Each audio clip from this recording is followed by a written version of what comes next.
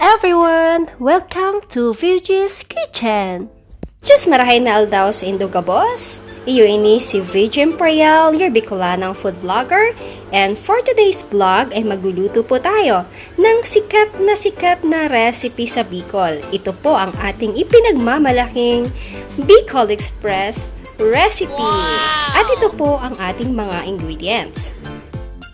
Kamatis, dalawang klase ng sili, sibuyas, at bawang. Gagamitin tayo syempre ng magic sarap at syempre ang ating alamang. Hindi mawawala ang asin at paminta. Samahan na rin natin ng garlic powder. Gagamitin tayo ng mantika panggisa, pork belly, and our Vgee coconut milk powder mix. So ayan, nakaready na po ang lahat ng ating ingredients. Simulan na natin ang pagluto ng ating Bicol Express. Umpisahan natin sa paggisa and make sure na mainit na ang kawali bago ilagay ang mantika.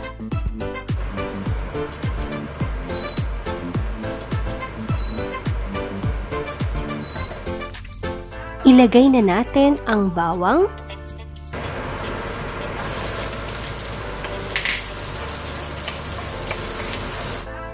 isunod na natin ang sibuyas,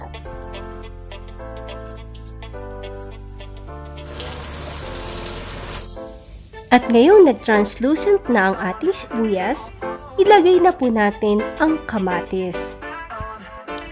Normally doon sa amin sa Bicol, kapag nagluluto nitong Bicol Express ay hindi talaga nilalagyan ng kamatis.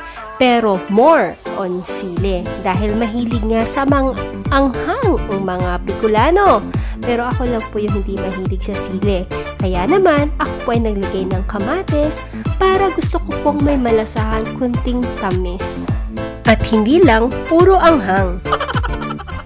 At gusto ko rin yung lasang-lasa ang bawang, kaya maglalagay pa ako ng garlic powder.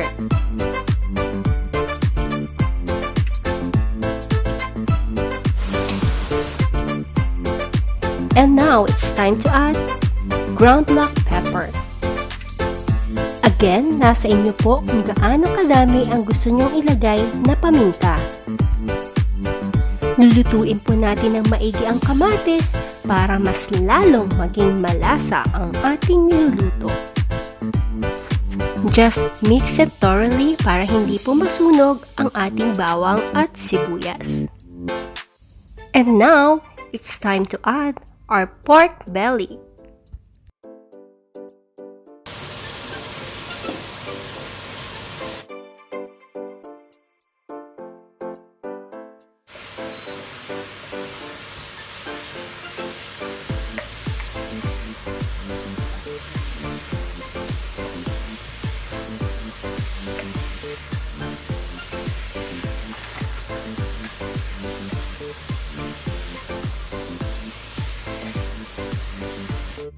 Maglalagay po tayo ng kunting asin.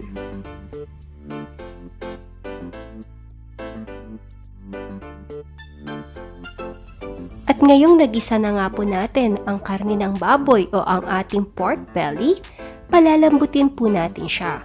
Maglalagay tayo ng kunting hot water.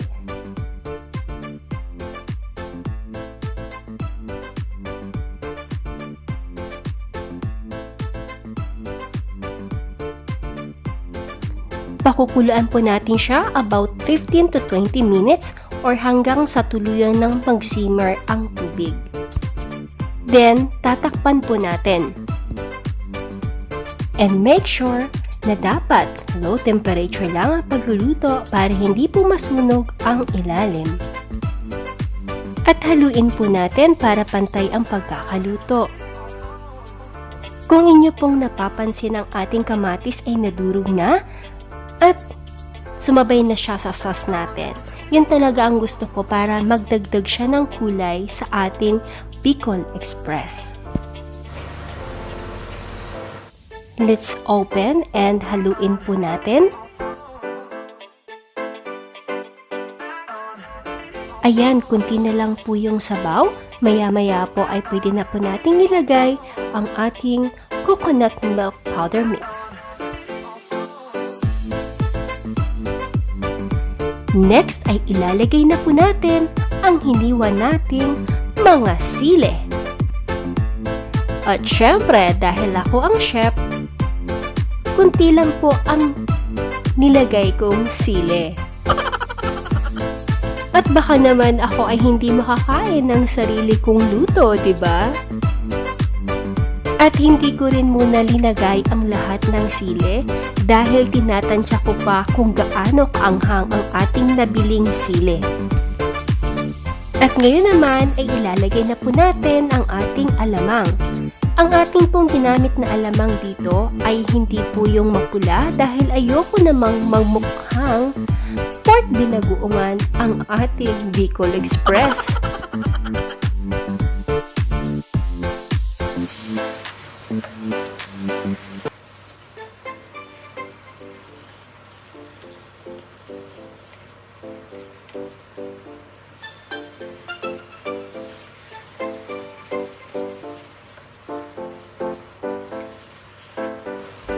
At ngayon po ay ilalagay na po natin ang ating gata. And take note mga padaba, mas masarap pa rin gamitin ang fresh coconut milk. But I highly recommended this coconut milk powder mix kasi hindi naman po nalalayo ang lasa. Huwag lang masyadong marami ang tubig na ilalagay natin sa pag-dissolve nitong powder mix. Pinaka-the best sa Bicol Express ay dapat kapag naglagay tayo ng gata ay lulutuin po natin ng maigi. Magdadagdag pa tayo ng kunting paminta. Maglalagay din po ako ng seasoning pero kunti lang po ang ilalagay ko. Hindi ko po siya uubusin. At lagi po nating baka tatandaan na sa bawat pagluluto dapat saktong ingredients lang. At para saktong sarap ang ating malalasap. Ang bangonan niya guys, kakagutom na. Amoy na amoy ang sili, ang alamang at ang gata. Tikman nga natin.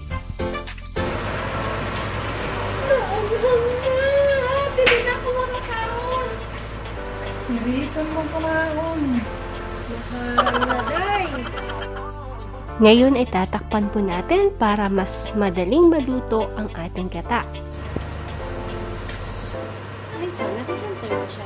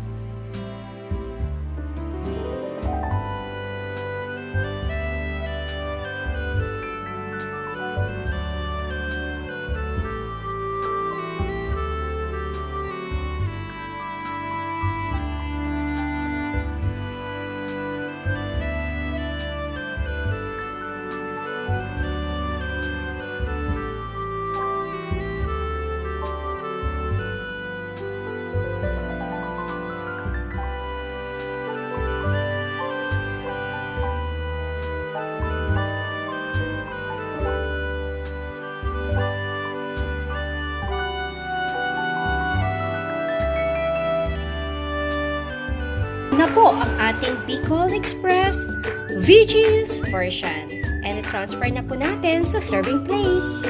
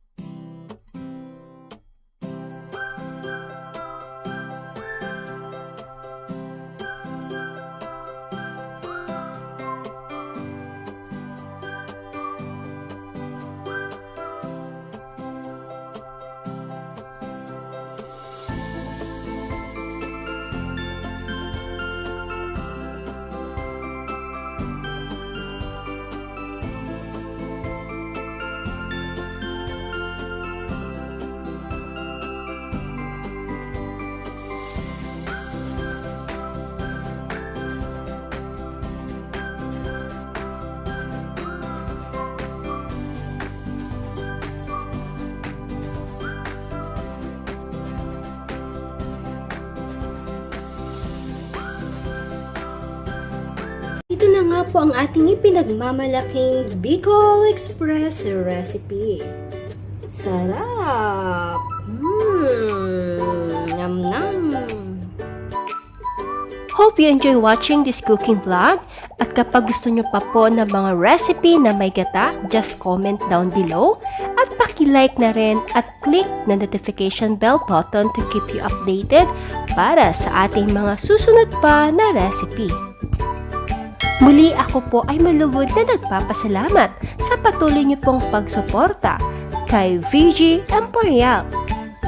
Kung usapang Bicol Express, dito na tayo sa mga taga-Bicol and proud Bicolana here. Once again, this is Vgee Imperial, your Bicolana food vlogger. Thank you for watching! Wow! Ready na guys! Tara na! It's eating time! Diyos mapalos mga kadata!